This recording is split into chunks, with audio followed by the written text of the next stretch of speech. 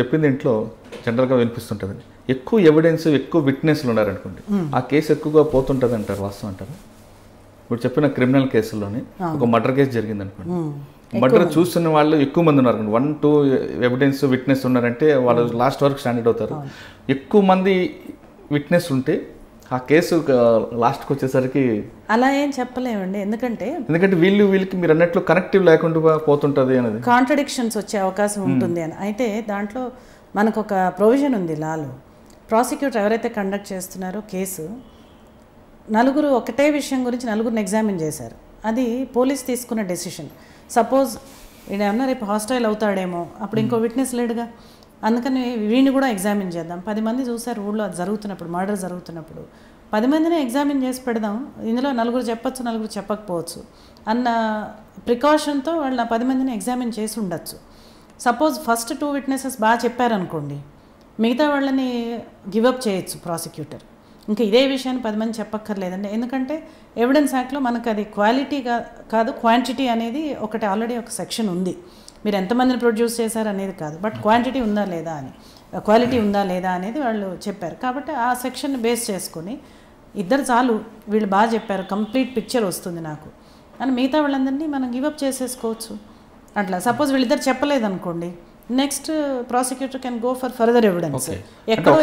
ఎక్కువ మంది చెప్పకుండా చేసుకోవచ్చు, దాన్ని మనం కన్సైజ్ చేసుకోవచ్చు. ప్రీ ప్లాన్డ్గా కొంతమంది చేస్తుంటారండి, మర్డర్ చేసేటప్పుడు అక్కడ పోలీస్ ఇన్వాల్వ్మెంట్ తీసుకొని ప్రీ ప్లాన్డ్గా చేశారనుకోండి, ఆ టైంలో ఒక విట్నెస్ని తారుమారు చేస్తూ, లేదా ఎవరైతే డిసీజ్డ్ సంబంధించిన ఉన్నారో వాళ్ళు విట్నెస్లో పెడుతూ, అప్పుడు ఆ కేసులు ఎలా తీసుకుంటాయండి? అంటే ఇన్వెస్టిగేషన్ అంటేనే అది కదండి. ఎవరిని వాళ్ళు ఆ ప్లేస్ పెడుతూ వేరే వాళ్ళని పెడితే అది వీళ్ళు తెలుసుకోగలగాలి, తెలుసుకుంటారు కూడా. ఇన్వెస్టిగేషన్ అనేది ఏదో ఊరికనే ఎవరో ప్రొడ్యూస్ చేస్తే తీసుకెళ్ళి వాళ్ళు ఎగ్జామిన్ చేయరు. సపోజ్ మీరు తీసుకొచ్చి వీళ్ళండి విట్నెస్లను ప్రొడ్యూస్ చేస్తే దాంతో సాటిస్ఫై అయిపోయి ఇది చాలు అని అనుకోరు పోలీసు. అంటే కొంతమంది ఐఓలు ఆ విధంగా ప్రవర్తిస్తుంటారు. ఇంకా అది అదేనండి, ఎనీ ఫీల్డ్ కొంతమంది ఉంటారు అట్లాగా. అంటే చాలే నలుగురు చెప్పారు కదా అని ప్రెషర్ ఆఫ్ వర్క్ కూడా కొన్నిసార్లు ఉండొచ్చు పోలీస్కి.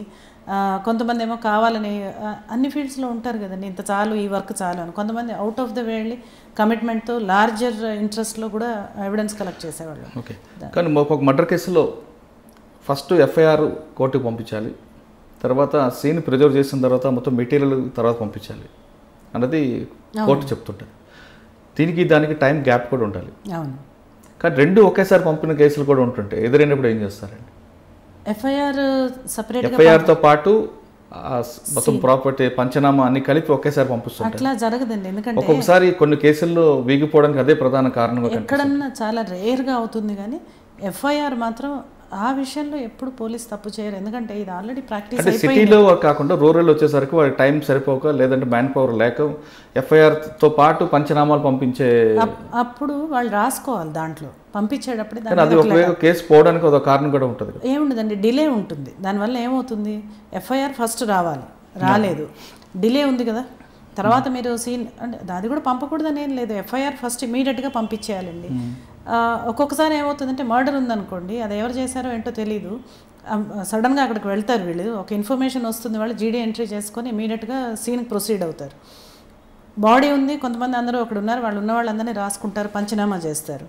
పంచనామాలో ఎవరో వాళ్ళు చెప్తారు, బహుశా వాళ్ళ గొడవలు ఉన్నాయండి అని ఒపీనియన్ చెప్తారు. పంచనామాలో ఒపీనియన్ మాత్రమే ఉంటుంది. దాన్ని బేస్ చేసుకొని ఈయన వాళ్ళదే స్టేట్మెంట్ తీసుకుని దాని మీద ఎఫ్ఐఆర్ ఇష్యూ చేసి ఉంటాడు. అప్పుడు అవి రెండు కలిపి పంపిస్తారు. సో అలాంటి వాటిల్లో ఏమీ ప్రాబ్లం ఏం రాదు. బట్ ఎఫ్ఐఆర్ ఇష్యూ చేసిన తర్వాత నెక్స్ట్ డే సీన్కి ఎప్పుడో వెళ్ళి అప్పుడు ఇది కలిపి కోర్టుకు రీచ్ అయింది అంటే దాని మీద టైం ఉంటుంది ఎఫ్ఐఆర్లో, ఎన్ని గంటలకు వీళ్ళు డిస్పాచ్ చేస్తున్నారు అని. సో దాన్ని డిస్పాచ్ చేసిన టైము, ఈ సీన్కి విజిట్ చేసిన టైము, రెండింటికి డిఫరెన్స్ ఉండి రావడం ఒకేసారి వచ్చినాయి అనుకోండి, అప్పుడు కోర్టులో పీపీ కానీ తర్వాత పోలీస్ కానీ చెప్పాల్సిన అవసరం ఉంటుంది దానికి ఎక్స్ప్లెనేషన్, ఎందుకు జరిగింది అని.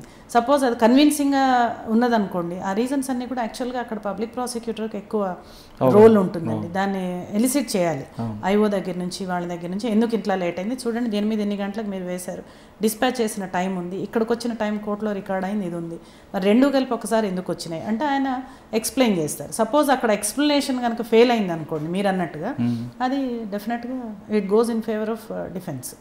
మీరందరూ కూడా ఐ డ్రీమ్ ఛానల్ని సబ్స్క్రైబ్ చేయాలని కోరుకుంటున్నాను. For more videos, please subscribe I Dream.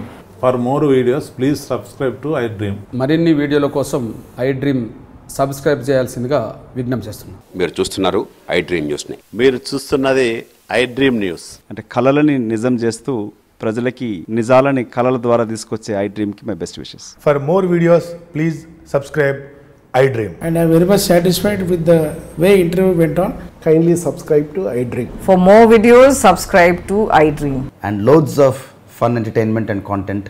Do watch